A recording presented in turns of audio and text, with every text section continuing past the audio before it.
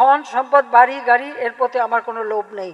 আমি এসেছি বাংলাদেশের মানুষের ভাগ্য করতে। অথচ দুর্নীতি দমন কমিশন বলছে প্রধানমন্ত্রীর ক্ষমতার অপব্যবহার করে আইন বহির্ভূতভাবে রাজুকের একাধিক প্লট বাগিয়ে নেয় শেখ হাসিনা ও তার পরিবার, যেখানে প্রত্যক্ষ সহযোগিতা করে তৎকালীন রাজুক ও গণপূর্ত অধিদপ্তরের কর্মকর্তারা।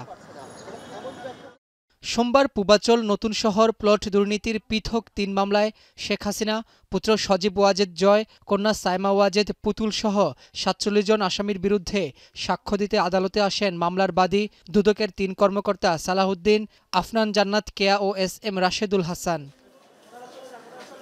কয়েক ঘণ্টাব্যাপী সাক্ষ্য গ্রহণে উঠে আসে শেখ পরিবারের নানা দুর্নীতির তথ্য।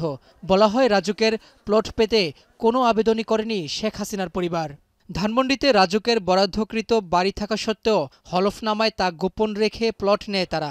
সেই রেজিস্টারও শেখ হাসিনার পরিবার বা শেখ হাসিনার কোনো নাম উল্লেখ নাই তারা যেন আবেদন করছে, অর্থাৎ এখানে বিধি ৬ও তারা লঙ্ঘন করছে। ঢাকা নারায়ণগঞ্জে যে কোনো জায়গায় যদি বাড়ি থাকে বা প্লট থাকে তাহলে সেক্ষেত্রে সে কোনো রাজুকের প্লট পাওয়ার হকদার না এবং তারা পাবে না, আবেদন করলেও সেটা বাতিলযোগ্য। রাজুক সহ সংশ্লিষ্ট কর্মকর্তারা লাভবান ও শেখ হাসিনাকে খুশি করতে অবৈধভাবে প্লট বরাদ্দ দেয় বলে সাক্ষ্য প্রদান করেন দুদক কর্মকর্তারা। নিজে এবং তার পুত্র কন্যাকে তিনি প্লট হস্তান্তরের ব্যবস্থা করে দিয়েছেন। এখানে অন্যায়ভাবে লাভবান হওয়ার জন্যই তারা এই প্লটগুলো বরাদ্দ করেছে।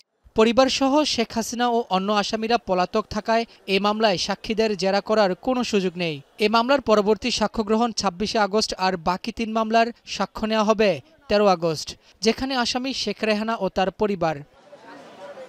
রাব্বি হোসেন, এখন, ঢাকা। ডায়ালগ সুবাসিত টয়লেট ক্লিনার, যার পাওয়ার প্লাস ফর্মুলা টয়লেটের কোনায় কোনায় পৌঁছে ৯৯.৯৯% জীবাণু ধ্বংস করে।